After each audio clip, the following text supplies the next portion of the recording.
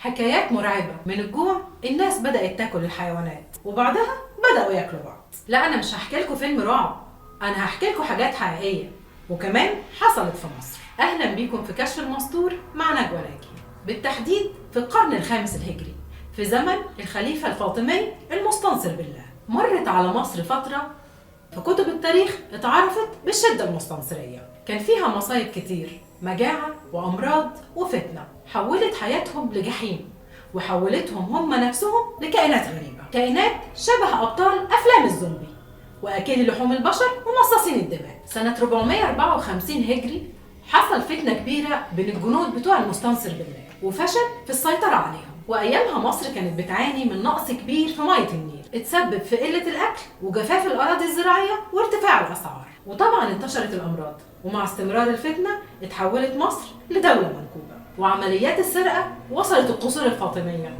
اللي اتنهبت تماما، لدرجة إن الجنود سرقوا شواهد القبور اللي اتدفن فيها الخلفاء السابقين. ووصل الأمر بالخليفة الفاطمي إنه يبيع هدومه للجنود عشان يهديهم، لكن مفيش فايدة. ومن كتر ما الأسعار كانت غالية كانت كوباية المية بدينار ورغيف العيش كان ب 14 دينار.